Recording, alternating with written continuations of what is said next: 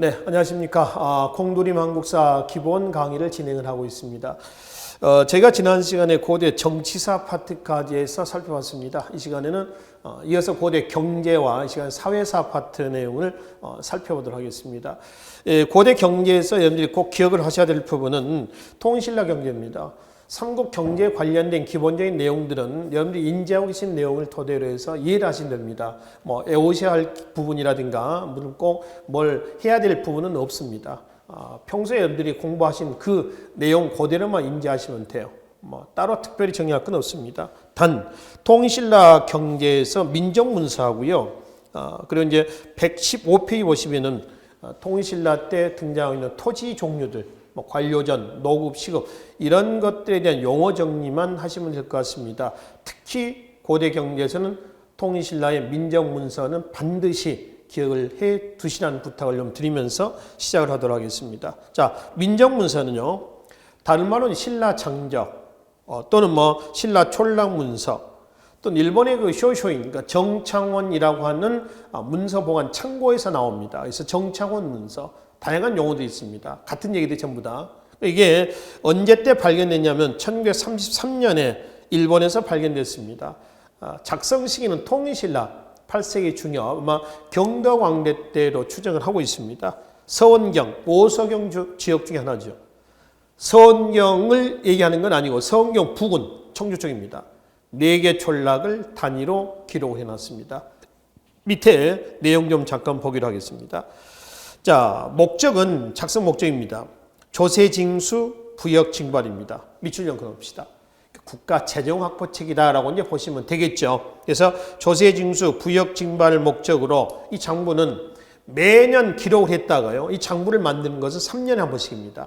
매해 어떤 그 증감, 수확량이라든지 인구, 가축, 유실수 등의 증감을 기록했다가 3년 단위로 민정문서를 작성을 한다라고 이제 보시면 되겠습니다. 자, 밑에 작성자가 누구냐 그러면 촌주입니다. 촌주는 우리가 바로 앞 시간에 지방제도에서 말씀을 드렸죠. 지방관은 아니라고 했습니다. 토착인입니다. 그러니까 구주, 주, 그 다음에 군, 그 다음에 현, 그 다음에 촌이 있었죠. 그렇죠? 그 촌 단위에서의 행정 담당자입니다. 신라 말에 가면은 지방호족으로 성장했다는 그 촌주라고 했습니다. 중앙에서 파견한 촌주에서 작성하였다. 이런 문장은 다 틀린 문장이 된다는 거죠. 주의하시고요. 그리고 이제 이 촌주에서 작성했었던 우측에 115쪽에 보겠습니다. 작성 내용을 좀 보기로 하겠습니다. 자, 호구입니다. 가가호호를 얘기합니다. 인정의 다소에 따라 몇 등급인가 하면 9등급입니다. 주의하십시오. 호는 민정문서입니다. 인정은 사람이요, 사람. 인정의 다과에 따라 9등급. 다시 인정은 남녀 노소에 따라서 몇 등급? 6등급입니다. 인정은 정남을 얘기하는 건 아닙니다. 정남에서 16세에서 60세 이걸 얘기하는 건 아니고요. 모든 사람을 얘기합니다. 그러니까 그 인정은 다시 남녀노소를 기준해서 몇 등급? 6등급입니다. 정리합니다. 호는 몇 등급이라고 했어요? 9등급이에요. 그죠? 그 다음에 인정은 몇 등급이에요?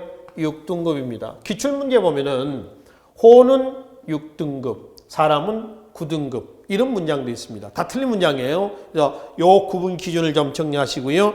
그럼 이제 9등급이라 한다면은 상상, 상중, 상하, 중상, 중중, 중하, 하상, 하중, 하하 이렇게 나눠져 있고요. 그다음에 이제 인구 6등급이 있죠. 바로 옆에 날개를 보시면은 보충 설명 좀 보실래요?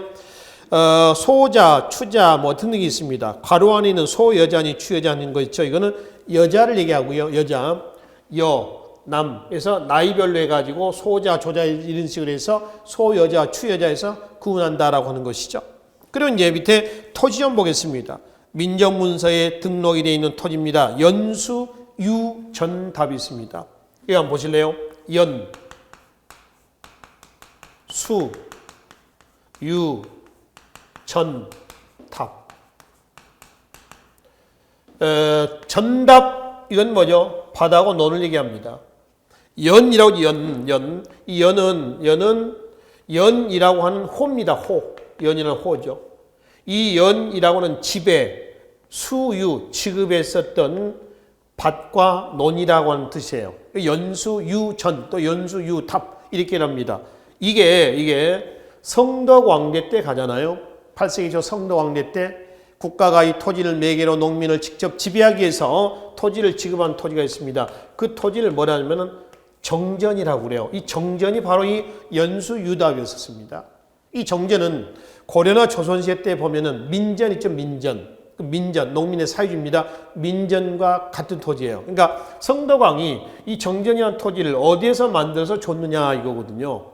바로 전혀 새로운 토지를 준 게 아니라 민정문서에 나와 있는 연수유전다. 이 토지를 정전이라 해서 농민에게 경작권을 준 것이다. 이렇게 보시면 되겠습니다. 하여튼 정전의 지급은 국가가 이 토지를 매개로 백성들을 직접 지배하겠다. 이런 의미로 해석을 하시면 되겠습니다. 아시겠죠? 자, 계속 봅시다. 그래서 그 민정문서에 나와 있는 토지의 연수연답, 그 다음에 촌주이다. 촌주의 직에 대한 반대급으로, 요즘 얘기하면 촌주의 월급으로 주는 겁니다. 내시령이라는 관리에게 줬던 내시령 탑. 답은 논입니다. 관모전답은 전답입니다. 밭과 논이죠. 관청에, 그 지방 관청의 경비 유지 목적으로 지급했었던 논과 밭을 얘기하는 것이죠. 그리고 마전 있습니다. 마전은 마. 이게 무슨 마자인가요? 삼죠, 삼. 마전입니다. 삼밭입니다. 마전이 있었다라고 하는 얘기는 통일신라 때 뭐가 방직 기술이 발달했다라고 하는 것을 더불어 우리가 유추해서 확인해 볼 수가 있습니다. 그리고 이게 가축, 또 뭐 각종 과일나무도 있죠. 과일, 유실수들입니다. 그리고 이제 기타 촌락의 크기, 논밭의 면적, 특산물 이런 것들을 하나하나 빠짐없이 기록을 넣었습니다. 그 기록을 해 놓음으로 인해서 철저하게 세금을 걷어들이겠다. 이런 취지가 담겨져 있다라고 하는 겁니다. 자, 그리고 거기에 토지에 옆에다가 좀 써놓으실래요? 노급, 시급. 민정문서에는 노급과 시급이 들어갈까요? 들어가지 않을까요? 노급과 시급은 들어가지 않습니다. 아시겠죠?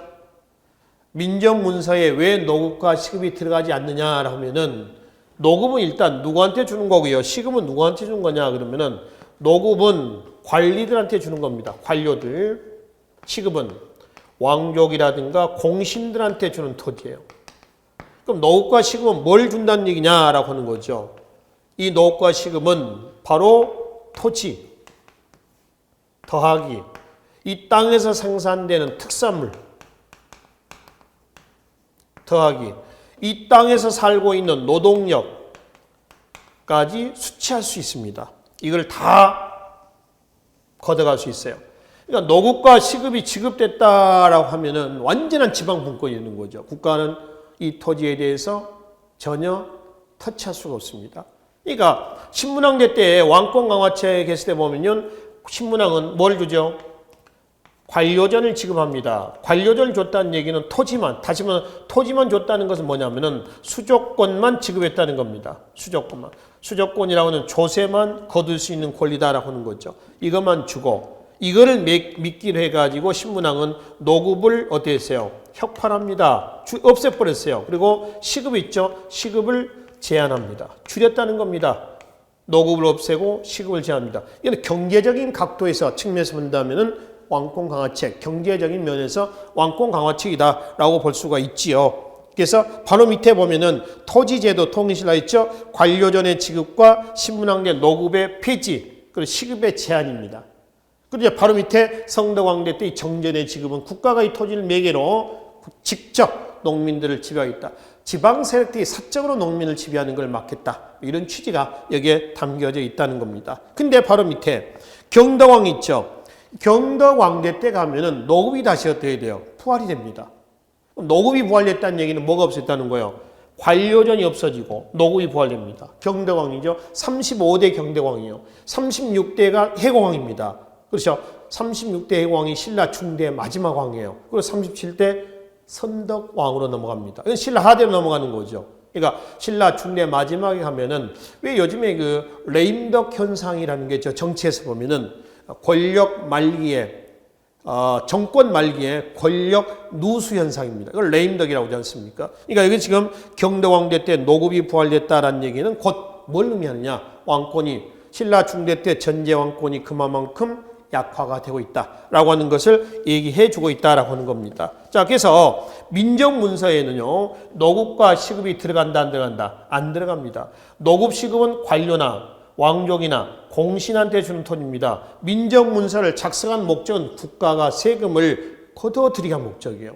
그러니까 이 토지들은 노급과 시급은 민정문서에 들어갔으면 돼, 안 돼? 안 된다는 거죠. 주의를 좀 하시면 되겠습니다. 그래서 이제 민정문서를 통해서 알 수 있는 통일신라의 경제는 어떤 경제입니까? 라고 하면은 촌락경제다라고 얘기를 한다는 것이죠. 아시겠죠? 그래서 통일신라 경제에서 혹은 고대 경제 파트에서 다 나머지 내용들은 여러분들이 기본적으로 한국사 공부를 하신 그 내용을 토대로 이해를 하시면 되고요. 단 고대 경제에서 민정문서하고 이 토지의 종류 용어들이 있죠. 이 내용들은 꼭 기억을 좀 해 두시라라고 하는 겁니다. 그런데 뒤에 통일신라하고 발해에 대무역 지도가 하나 있습니다. 남북 시대의 무역로에서 116쪽에 한번 보기로 하겠습니다. 거기는 우리가 한국사 특강에서도 말씀을 드렸습니다. 한국사 특강. 흔적의 한국사에서 여러분들 많이 보고 계시죠? 흔적의 한국사에서 선사시대에서 지금 진행을 하고 있습니다. 진행하고 있는 중이고요. 거기 이제 통일신라의 대무역 창구를 보기 전에 우선, 신라 있죠, 신라. 그러니까 삼국신라 때부터 한번 봅시다. 대무역 창구는 일단은 울산. 통일 후에는 어디냐면 당항성, 그 다음에 영암, 그 다음에 어디죠? 장보고, 청해진입니다. 그러니까 통일신라의 대무역 창구고요. 고려로 갈까요? 고려는 예성강 입구에 병난도, 그 다음에 금주. 금주는 어디냐면은 바로 지금의 김해입니다. 김해. 고려의 대무역 창구입니다. 자, 조선의 대무역 창구는 어디입니까? 그러면은 역시 어디예요? 삼포죠, 삼포. 연포, 울산입니다. 부산포. 부산포는 어디죠? 바로 동래입니다. 부산. 그 다음에 제포. 제포는 지금의 진해입니다. 조선은 삼포. 그 다음에 고려는 병난도하고 그 다음에 금주. 그 다음에 통일신라는 어디죠? 바로 당항성, 영암, 그 다음에 울산, 그리고 장보고의 청해진. 이렇게 얘기를 하시면 되겠죠. 중국은 어디예요? 중국은 당이죠, 당. 당이고요. 여기는 발해입니다, 발해. 북국 발해가 되는 거고요. 여기는 어디죠? 대동강 원산만에서 통일신라가 되는 겁니다. 그래서 발해하고 통일신라의 루트는 어디였죠? 수도 상경, 그 다음에 동경, 남경, 수도 어디? 금성에서 여기가 신라도 이렇게 있죠. 신라도 양국 간의 교육이 있었습니다. 발해하고 당하고도 교육을 하죠. 교육합니다. 이거는 8세기 후반 문항대 때 공식 국교가 수립이 됐고요. 이 마찬가지입니다. 8세기 초 성다왕대 때 공식 국교가 수립이 됐었습니다. 여기는 일본도 있죠. 헤이안 시대를 정점으로 해서 보시면 되겠습니다. 일본이 있고요. 발해하고 일본도 역시 상경, 동경, 그 다음에 교역을 합니다. 이거는 신라 견제책의 의미가 강하게 내재가 돼 있고요. 그렇죠? 그다음에 신라의 울산이라든가 그다음에 청해진 등을 통해 가지고 교역을 하고 있었습니다. 그리고 중국하고는 통일신라 어디죠? 삼둥반도, 당항성, 그다음에 영암, 그다음에 청해진에서 어디 양치강 입구였습니다. 특히 산둥반도라든가 양치강 입구에는 활발한 교역의 결과 신라인들의 집단 거류지라든가 또 신라인들의 사찰이라든가 이런 것들이 만들어집니다. 그 지도 바로 위에 한번 보십시다. 신라방, 신라인의 타운입니다. 신라인 타운. 그러니까 신라 마을이죠. 신라방. 그 다음에 신라소. 신라소는 요즘 영사관이나 대사관 정도 됩니다. 그래서 이거는 자치기관이고요. 신라관은 신라인들이 묵을 수 있는 여관입니다. 숙소, 유숙소를 얘기하고요. 신라원은 사찰을 얘기합니다. 이런 것들이 어디에 있었다는 거죠? 산둥반도라든가 그다음 어디 양쯔강 입구에 있었다. 그만큼 활발하게 교류를 하고 있었다. 이런 얘기 되는 것이죠. 그러니까 나중에 문화사에서 말씀드리겠습니다만은 당나라에서 어제 당나라에서 유행한 게 있죠. 유행한 게 있으면 오늘 신라에서 유행을 합니다. 그만큼 막연하다라고 이제 보시면 되겠죠. 그래서 통일신라 당과의 관계고요. 발해하고도 관계. 이 관계 이치도 이게 몇 세기냐면은 7세기에서 몇 세기예요? 10세기 때까지의 대관계라고 말씀을 드렸습니다. 그래서 그 지도 내용을 통해 가지고 7세기에서 10세기까지 관계를 이해를 좀 하시면 되겠습니다. 자, 뒤에 118쪽에 보시면은 발해 대무역이 있습니다. 당과의 대무역이 있고요. 일본과의 대무역이 있죠. 이것도 지금 말씀드렸던 내용들을 중심으로 해서 이해를 하시면 되겠습니다. 그래서 고대 경제 파트에서는 특이한 내용은 없습니다. 단지 이제 민정문서와 그리고 이제 노급, 취급, 관료전, 신문왕이라든가 성도왕대 내용, 그리고 한 장을 넘겨서 발해 통일신라의 대외 무역로 있죠? 지도를 통해 가지고 요 내용만 좀 이해를 좀 하시라는 겁니다. 자, 참고로 120쪽에 문제 6번이 있습니다. 이게 이제 장보고 청해진과 관련된 기출 문제입니다. 이게 2018년도에 나왔었던 기출 문제로 알고 있습니다만은 그 문제를 한번 읽어 보시면서 장보고의 청해진 내용을 해석을 좀 하시면 되겠습니다. 그리고 바로 위에 고대 사회사로 바로 넘어가도록 하겠습니다.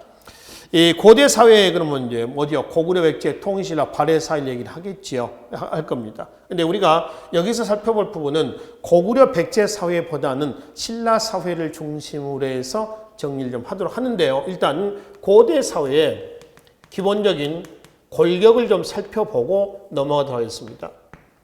고대 사회 특징부터 한번 보겠습니다. 엄격한 신문제 사회입니다. 이 엄격한 신문제 사회에서 어떻게 나오면 귀족, 그 다음 뭐죠? 평민, 그 다음 뭐죠? 천민, 귀족과 평민과 천민 딱딱 끊어져 있습니다. 엄격한 신문제 사회다. 즉 계층 간의 차이가 분명하였다. 여기는요, 이런 구조죠. 맨 위에 귀족, 그 다음에 평민, 천민, 이런 구조입니다. 계층 간의 차이가 분명히 있다는 얘기는 딱딱 끊어졌다는 거예요. 딱딱 끊어졌습니다.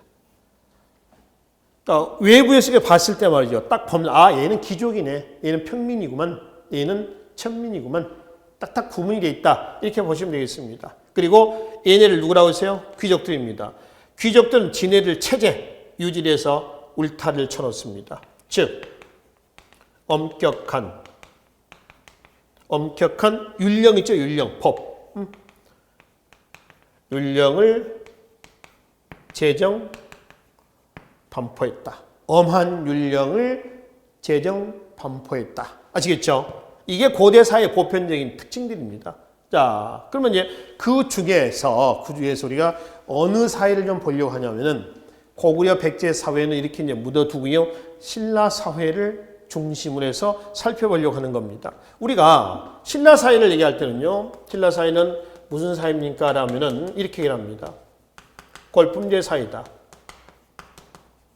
신라 사회에서 얘기할 게 한두 가지겠습니까? 근데 이제 신라 사회를 우리가 한마디로 요약할 때 이렇게 얘기하시면 된다는 것이죠. 여러분들 그 고려 사회 그럼 무슨 사회라고 얘기합니까? 고려 사회를 한마디로 압축해서 얘기한다면 문벌 귀족 사회라고 그러죠.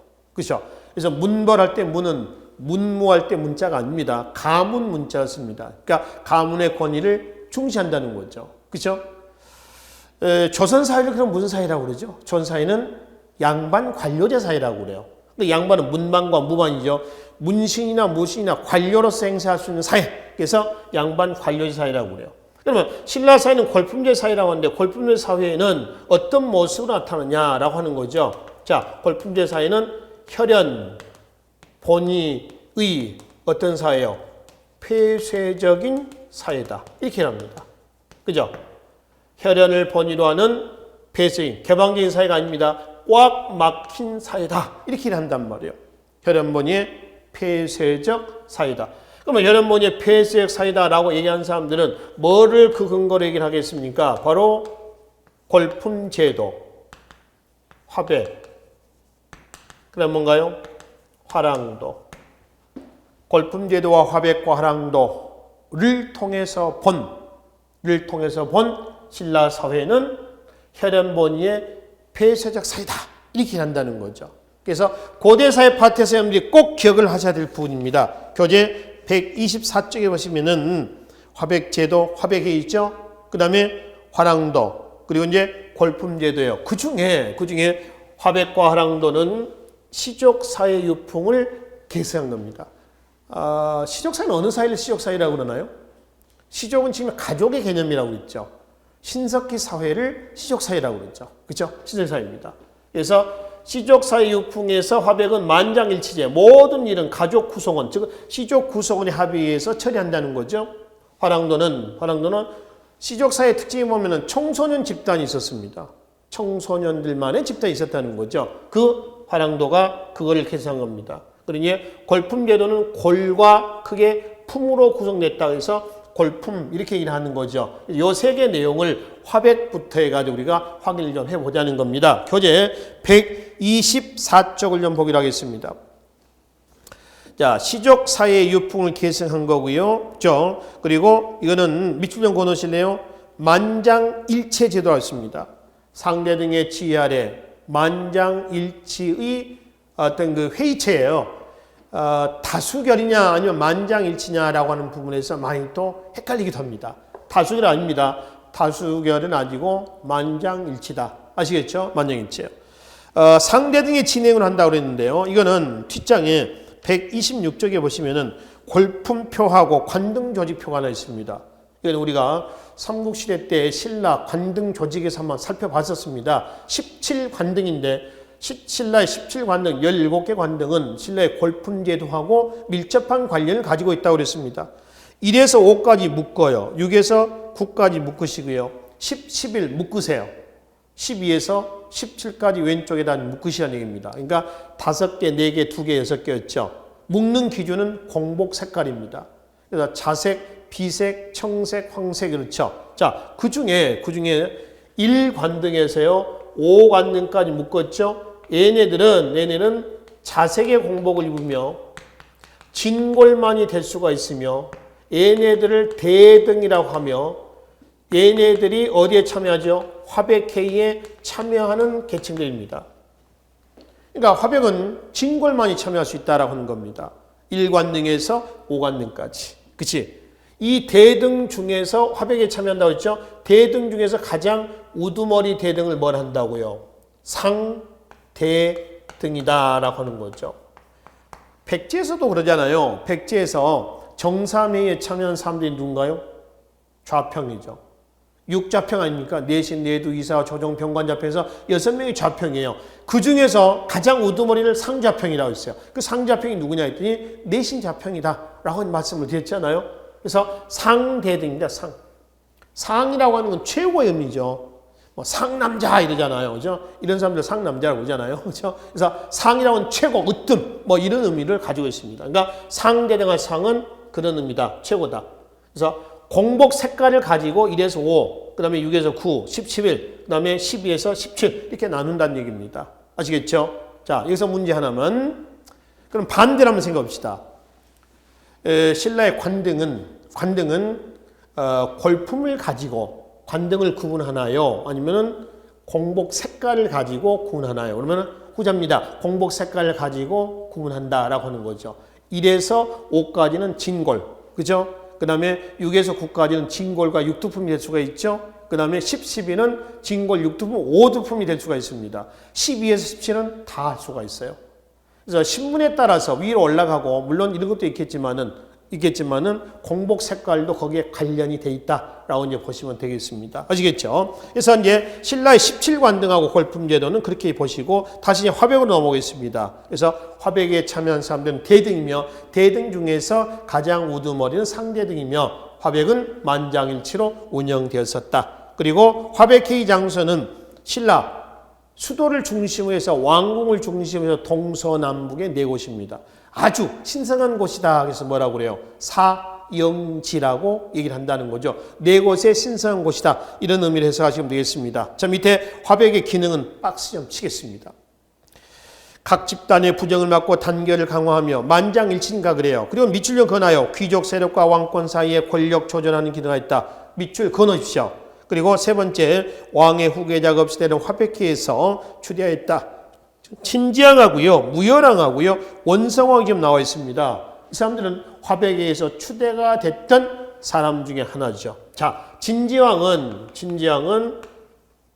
다음에 진평왕 이렇게 나오나요? 그렇죠? 진평왕. 진지양 앞에 왕이 진흥왕이었어요. 진흥왕에게는 아들이 둘이 있었는데 큰아들이 하나 있었는데 큰아들이 죽었단 말이에요. 그러니까 둘째가 그 거칠부의 지지로 화백에 의해서 왕에 올랐습니다. 근데 이제 너무 문란하다 해서 또 화백에서 끌어내려지게 돼요. 그 진장 다음에 이제 진평왕이 왕이 오르고 진평 다음에 두 딸 선덕여왕과 그 다음에 선덕여왕의 사촌이죠. 진덕여왕이 나옵니다. 그 진지왕 여기 나와 있고요. 근데 무열왕은 김춘추예요. 그러니까 진덕여왕 다음에 왕손이 끊기자 귀족이었던 김춘추가 화백에서 만장일치로 무열왕으로 오르게 됩니다. 그죠? 그 다음에 마지막에 원성왕이 있습니다. 원성왕은 신라 하대죠. 선덕왕 다음에 원성왕이 화백에서 만장일치로 추대가 됩니다. 그러니까 이런 왕이 후계자가 없을 때 화백에서 왕위를 추대하기도 했었다. 또 끌어내리기도 했었다라고 하는 겁니다. 국정 총괄 기관이었습니다. 화백의 장을 뭐라 한다고요? 상대등이다라고 얘기한다는 것이죠. 자, 두 번째 신라 골품리 사회를 구성하고 있는 화랑도가 있습니다. 화랑, 도는 물입니다. 화랑의 물이에서 화랑도라고 얘기하는 거죠. 역시 시족 사회 유풍을 계승한 것이다 라고 이제 보시면 되겠습니다. 자, 밑에 화랑의 구성을 한번 보겠습니다. 풍월주하고요, 화랑하고 낭도로 구성됐는데, 풍월주 화랑의 팀장이라고 생각하시면 됩니다. 풍월주, 그 다음에 화랑, 그 다음에 낭도. 그렇죠? 이게 한 팀입니다. 많을 때는 1000명이 넘었다고 그래요. 많을 때는. 그리고 풍월주하고 화랑은 귀족 자제들로 구성되고요. 낭도는 육두품 이하, 육두품 이하입니다. 이하 평민 자제들도 여기에 들어갑니다. 그리고 화랑도는 우리가 앞서 그 고구려 장수왕대 때의 경당에서 말씀을 드렸습니다. 여기서는 뭘 한다고 그랬죠? 글 공부도 하고요. 무술 공부도 하고요. 평민 자제들이 입학한다. 이 세 가지 요건을 충족했었던 교육기관이 5세기 때 고구려의 경당, 6세기 신라 화랑도, 19세기 말 근대 사립학교에 시초했었다는 뭐죠? 원산학사 이런 것들이 있었단 말이에요. 아시겠죠? 세 가지 요건을 충족하는 특히 고대 사회, 특히 신라 사회, 고대 사회는 보세요. 엄격한 신분제 사회였었으며 계층 간의 차이가 분명했다고 그랬습니다. 딱딱 끊어졌단 말이에요. 그렇죠? 근데 지금 화랑도의 구성 멤버를 보면은 귀족과 평민 자제들도 같이 화랑도라고 하는 팀 안에 구성이 되어 있었습니다. 그래서 화랑도의 기능에 보면은 125페이지 맨 위에 보겠습니다. 낭도는 화랑도의 구성원 중에 낭도입니다. 육두품 이하의 평민층도 참여해서 밑줄 그어놔요. 여러 계층이 같은 조직 속에서 일체감을 갖고 활동함으로써 계층 간의 대립과 갈등을 조절 완화하는 구실로 했다. 밑줄 그어놓읍시다. 계층 간 대립과 갈등을 조절 완화하는 구실 체크해 놓으세요. 이 문장하고요. 아까 화백계의 기능에 니은 보세요. 체크하시라고 그랬죠. 귀족 세력과 왕권 사이의 권력 조절하는 기능을 했었다라고 하는 부분이 있죠. 그렇죠? 그 문장하고 혼동하지 마세요. 역시 기출문제입니다. 기출문제에서 보시면은 화백의 기능과 화랑도의 기능을 뒤바꿔서 설명한 게 있습니다. 그러니까 다음 중 화백의 기능으로서 옳지 않는 것을 해놓고 화랑도의 기능을 그렇게 그 문장입니다. 밑줄째 집어넣는 경우가 있어요. 실제 기출문제에서 많이 나타납니다. 혼동하지 마시라는 얘기입니다. 지금 우리가 봤을 때는 이까짓 거 이렇게 하면서 하겠지만은 실제로 시험장에 가보신 분들 아시죠? 대부분 아마 그 시험장에 한 두세 번 정도는 경험도 있으시죠? 제가 볼 때는 아마 기본 여러분들 재수, 보편적으로 한 3수 정도 하시는 분들이 대부분 많으실 걸로 알고 있습니다. 맞으신 걸로. 근데 실제 시험장에 가면 굉장히 긴장이 됩니다. 어느 정도 긴장감이냐 하면은 이건 저만 그런지 잘 모르겠습니다만 제가 20대에 운전면허증을 처음 취득을 해가지고요. 차를 처음으로 이제 끌고 시내를 나갑니다. 자, 교통신호 잘 지키고요. 정속 운행 과속할 수도 없지만은 그거 가는 겁니다. 저만큼 교통경찰 딱 서 있습니다. 죄도 안 지었는데 괜히 불안하고요. 손에 땀이 막 흐르는 이런 느낌이지 않을까 이런 생각이 듭니다. 중요한 거는 저는 공무원 시험을 보지 않아서 그런 느낌을 모르겠습니다만 실제 아마 그런 정도 된다고도 그래요. 갔다 오신 분들한테 들은 얘기입니다. 그러니까 그런 정도의 느낌인 것 같습니다. 그러니까 막 헷갈리는 겁니다. 그러니까 문제를 풀 때 1번 문제에서 이제 한 과목 20문제 아닙니까? 1번 문제를 푸는 겁니다. 딱 막히죠. 그럼 뒤에 문제 다 막히게 돼 있어요. 그러니까 이것도 이제 모의고사를 보는 과정에서 여러분들이 어떤 훈련을 좀 해야 될 부분들입니다. 보시면서 어려운 문제가 나오면은 그냥 지나가는 겁니다. 접어놓고 넘어가는 거죠. 나중에 풀어도 되거든요. 근데 거기다가 온 힘을 쏟다 보면은 다음 문제 푸는데 지쳐버립니다. 또 다음 문제 풀 때 그 문제가 자꾸 생각이 나요. 이거 뭐였지? 이거 아닌가? 그 문제를 제대로 못 푼다는 거죠. 그런 문제가 생기거든요. 그래서 지금이야 이렇지만 실제 시험장이라고 하는 분위기는 굉장히 살벌하거든요. 그거 준비하는 과정에서 1년 걸린 거 아닙니까, 사실은. 그쵸? 기본이 1년이죠. 왜? 1년에 한 번 시험 보는 거니까. 근데 그거 하나 틀리면 나 죽는다. 뭐 이런 막다른 골목에서의 그런 느낌이기 때문에, 그런 분위기 때문에 그때는 자기가 확실히 알고 있는 부분도만 헷갈리게 되어 있습니다. 그래서 여러분들이 기본 내용들을 정리하실 때 제대로 확실하게 정리해 놓지 않으면 헷갈려요. 한국사 공부하는 거 아니지 않습니까? 무려 5과목을 공부를 하시는 분입니다. 그러니까 어떤 면에서 보면은 교수자 입장에서는 이 과목에서는 우리가 뭐 1인자다라고 이제 전달합니다만은 오히려 여러분들이 저하고 비교한다 여러분들이 훨씬 더 수준이 높다 이렇게 볼 수가 있는 거죠. 여러분들은 기본적으로 국어, 한국사, 영어 선택 과목 아무거나 2과목 하시겠죠. 5과목에서 거의 85점 정도 돼야지, 85점 돼야지 어느 정도 안정된 커트라인 안에 들지 않습니까? 85점이면 각 과목당 많이 틀려야 세 문제거든요. 그러니까 그런 정도면 거의 수제급입니다. 그것도 대학 수학력 시험처럼 말이죠. 하루 종일 시험 보는 거 아니잖아요. 공무원 시험 하루 종일 뭐 아니면 1박 2일로 보나요? 아직 그렇지는 않죠. 몇 분? 100분입니다. 100분. 한 문제 푸는데 몇 분? 1분. 말이 1분이지 한국사는 실제로 20초 정도면 끝나야 됩니다. 읽고 OX 구분하고 체크하고. 그래서 그게 20초예요. 그래야지 요즘에 이제 지문이 늘어나고 있는 국어 과목이라든가 영어 과목 이런 부분에서 영어 과목 어떤 문제를 보면 어느 때 보면은 거의 한 페이지가 영어 지문이에요. 그 언제 독해를 다 하고 있습니까? 그건 이제 답을 찾는 요령이 있겠지요. 그런 부분들을 공들이면서 여러분들이 전달하려고 하는 겁니다. 아시겠죠?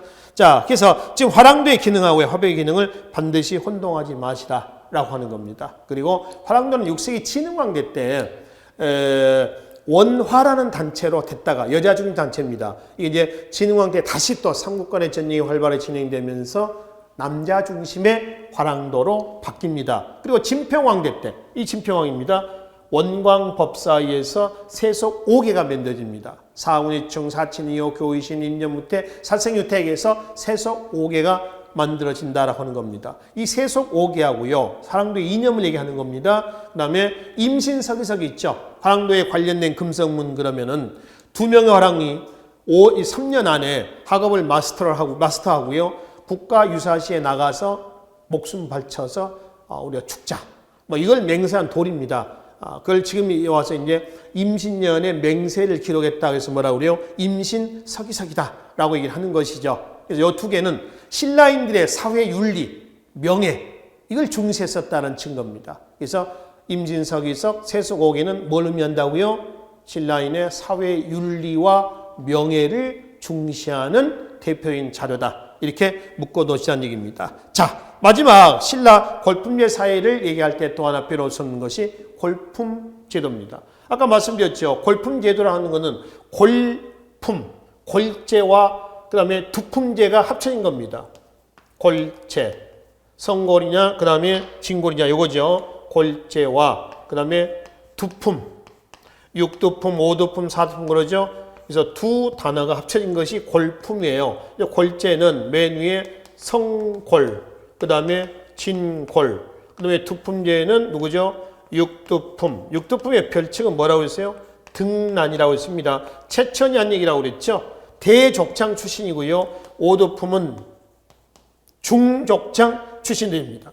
사두품이 있죠? 사두품은 소족장 출신이에요. 그 밑에 3, 2, 일두품도 있었습니다만은 통일 이후에 가면 얘네는 평민 계급화됩니다. 그리고 계급 구조에서만 평민이 누가 있죠? 천민이 있고 얘네들의 계급에서는 뭐가 되는 거죠? 귀족이 되는 겁니다. 그래서 귀족, 평민, 천민에서 이 세 계층으로 구성된 엄격한 신분제 사회였으며 계층 간의 차이가 분명한 신분 구조가 만들어야 했다라고 하는 것이죠. 이런 구조로 되어 있는 것이 뭐죠? 골품입니다. 신분 상승의 한도가 정해져 있고요. 상한이 정해져 있죠. 예를 들어서 교재 골품표 다시 봅시다. 126쪽에 한번 봅시다. 진골은 다 차지할 수 있습니다. 1에서 17관등까지. 근데 6두품은 6관등 아찬, 5두품은 10관등 대남아, 그 다음에 4두품은 12관등 대사까지 올라갈 수가 있습니다. 상한선이 있어요. 그 이상은 올라가지 못한다. 그리고 공복 색깔은 골품하고 관계가 되어 있는 건 아닙니다. 공복의 색깔은 골품하고 관계가 없고 관등과 관련이 되어 있어요. 예를 들어서 1관등에서 5관등까지는 자색만 있고 6에서 9관등까지는 피색만 있고 10, 11은 청색만 있고 12에서 17까지는 황색만 입는다라고 하는 것이죠. 아시겠죠? 다시 125쪽 넘어가겠습니다. 자, 골품제도의 성립 시기부터 해가지고 차근차근 봅시다. 언제 만들어졌냐? 신라가 고대 국가로 들어설 때입니다. 그럼 신라의 고대 국가 성립은 4세기 내문왕대 때입니다. 4세기 내문왕대 때에 부족국가 시대 때에 대, 중, 소 족장들을 제도권 안으로 흡수, 통합하는 과정에서 성립된 것이 골품제도다라고 얘기를 하는 것이죠. 그러니까 대족장에게는 6두품을 주고 중족장은 5두품을 주고 그 다음에 소족장에게는 뭐를 준다고요? 4두품을 주고 이게 됐다는 것이죠. 아시겠죠? 그 다음에 골품 제도의 완성으로 언제냐? 성립은 이제 4세기 내문왕대 때 신라가 고대 국가로 중앙집권국가로 들어설 때고요. 마련이 된 것. 그러니까 골품 제도가 완전히 법제화된 것은 신라의 율령이 반포가 된 시기입니다. 6세기 중엽 법풍왕이죠. 신라 6세기 중엽 법풍왕 때 율령 반포를 알려주는 금성문이 뭐라고 그랬어요? 울진 봉평비라고 말씀을 드렸죠. 그러면 이제 골품제는 언제 때 무너지냐? 후삼국시대 때입니다. 신라 하대죠. 골품제도에 모순이 노출되면서 약 156년간 20명의 왕이 교체가 되는 대혼란이에요. 그런 골품제도의 혼란에 쐐기를 박은, 그러니까 골품제도의 어떤 치료약이 나오는 거죠. 이게 신라 하대 때 가면 누가 나와요? 반골품 세력들 나옵니다. 누가 있었어요? 육두품, 지방호족입니다. 특히 육두품들이 제창했던 골품제도의 가장 좋은 치료약이 유교 이념입니다. 유교라고 하는 이데올로기를 통해서 신라대 모순을 극복을 하고요. 그것이 고려 건국으로 바로 넘어갑니다. 그러니까 고려 건국의 주체 사상, 풍수지리설, 선종, 지방 호족 관련돼 있죠. 그 다음에 하나는 뭐예요? 육두품과 관련된 유교입니다. 그러니까 육두품 지방 호족 얘네들이 고려의 문벌 귀족으로 자연스럽게 이제 지배계층으로 성장하게 되는 것이죠. 그리고 이 밑에 골품 제도의 성격을 좀 보기로 하겠습니다. 골품은 개인의 신분뿐만 아니라 친족의 등급도 표시하고요. 니은 보겠습니다. 골품에 따라 사회적 제약이 적용됐는데 결혼, 가옥의 크기, 수레, 생활 용기, 그치? 그리고 신라인대 정치 사회 활동의 범위를 결정을 했습니다. 그러니까 골품 제도는 개방적인 제도는 아닙니다. 폐쇄적인 거죠. 지네들끼리끼리 그네들만의 리그전이다 라고 이해를 하시면 되겠습니다. 해서 이제 구성된 골품은 성골, 진골, 육, 오, 사두품 이렇게 나눠져 있는데 특히 여러분들이 그 중에서 기억을 하셔야 될 신분이 누구냐면은 육두품, 등난이라고 하는 최치원의 사산비명이라고 하는 저서가 있습니다. 거기에 성주사, 충청남도 쪽입니다. 성주사 낭해화상 비문에 보면은 최천이가 육두품 최천이 스스로 자기 자신을 등난이라고 했습니다. 등난은 지게 가면 어렵다 이런 뜻이거든요. 근데 뭐가 어렵냐? 6관등 아찬 이상 못 올라가서 5관등 아찬, 대아찬까지 못 올라가서 어렵다 해서 등난이 아니고요. 아무나 육두품이 되는 건 아니다. 육두품으로서의 자존심이 들어가 있는 용어가 등난이다 이렇게 보시면 됩니다. 그리고 이 육두품은 신라 중대 때 육두품의 역할하고요. 신라 하대 때 육두품의 역할을 분명히 구분해서 꼭 기억을 해 두시라라고 하는 겁니다. 아시겠죠? 신라 중대 육두품은 전제 왕권 강화의 핵심 참모 역할을 합니다. 킹메이커 역할을 하는 거죠. 근데 하대 때 육두품, 아까 여기서 말씀드렸죠? 앞에서 누누이 말씀드렸습니다만 신라 하대 육두품은 어떤 사람이었어요? 반 골품 세력이요. 등을 돌립니다. 그래서 신라 중대 사실, 하대 사실 설명을 하고요. 다음 주 그 상황에서 동향에서 맞는 것은 틀린 것은 이런 문제들이 나온단 말이에요. 과도기적인 시점에서. 그때 육두품의 역할에 대해서 여러분들이 분명하게 명쾌하게 정리를 좀 해 두시라라고 하는 겁니다. 특히 126쪽에 그 보충 설명에 보면은 설계두라는 사람이 있습니다. 신라 육두품 출신입니다. 당나라로 밀항을 해서 당나라에 가서 당의 어떤 장수가 돼서 싸우다가 고구려하고 이제 나당전쟁이 고구려하고 여당전쟁이 일어나지 않습니까? 그래서 이때 죽었던 사람인데 골품제도 때문에 신분 상승에 어떤 그 꿈이 접힌 거죠. 그러니까 당나라는 문벌귀족 사회입니다. 능력을 본인한 사회거든요. 능력 있으면 올라간다는 겁니다. 싸웠어, 죽었어. 당태종 얘 누구니? 했더니 신라 사람 설계두입니다. 육두품. 왜 여기서 죽었냐? 신라의 그런 것 때문에 와서 죽었습니다. 그래서 자기가 입고 있던 옷을 벗어서 덮어줬다라고 하는 거죠. 이게 신라 육두품의 모습입니다. 그러니까 신라 사회가 갖고 있는 폐쇄적인 구조로 인해서 능력을 제대로 펼치지 못한 비운의 육두품이었던 설계두에 대한 내용이 우리가 사료상에서 확인해 볼 수가 있겠습니다. 그리고 채천 얘기도 있습니다. 밑에 채천도 육두품 채천입니다. 근데 예외적으로 채천은 나중에 진골로 흡수를 해줍니다. 진골이 돼요. 원래 신분은 육두품이다라고 이제 보시면 되겠습니다. 자, 그리고 이제 밑에 통일신라 사회 부분은 이거는 우리가 정치사에서 설명했던 부분들입니다. 그 내용 그대로 좀 정리하시고요. 그리고 신라 하대에 가면은 우측에 농민의 봉기 있죠. 이 농민의 봉기 뒤에 초족의 봉기, 여주 고달산 농민의 항쟁, 원정과 애노의 봉기 등이 있습니다. 이거는 나중에 고려 건국 과정에서 다시 말씀을 드리겠습니다. 우리가 정치사에서 후삼국 시대 때 부분은 좀 접어놨었죠. 바로 앞 시간에. 그 부분하고 같이 연계가 되는 부분이거든요. 제가 이거는 꼭 빠지지 않고요. 나중에 고려 건국 과정에서 꼭 짚고 넘어가 가겠습니다. 왜냐하면 과도기적인 시기의 사실들은 중요한 부분들이거든요. 그래서 일단 여기서 우리가 다루지 말고요. 고려 건국 과정에서 따로 다루도록 하겠습니다. 그 부분들은. 그리고 발해 사회는 이원적인 사회입니다. 지배층은 대다수의 고구려인의 소수의 말가린, 피지배층의 대다수는 말가린의 소수의 고구려인입니다. 전체적으로 지배층은 고구려, 피지배층은 말가린. 이렇게 해서 발해 사회는 이원적인 사회 이렇게 구분하시고요. 그래서 문화 자체가 지배층은 고구려 문화를 중심으로 하고요. 피지배층은 말갈 문화를 중심으로 해서 유지가 됐다. 이게 발해 문화가 대다수 말가인들이 있었기 때문에 발해 문화가 성숙되지 못한, 발전하지 못한 하나의 요인으로 이해를 하시면 되겠습니다. 자, 그래서 고대 경제 파트에서의 민정문서 내용과 고대 사회에서의 신라 사회의 내용을 중심으로 해서 고대 경제사회 파트는 마무리를 짓도록 하겠습니다. 다음 시간에는 21번째 주제 고대 문화사에서 고대 문화의 성격부터 해서 삼국 그리고 통일신라 발해 문화의 전반적인 내용을 한 2시간에 걸쳐서 살펴보도록 하겠습니다. 수고하셨습니다.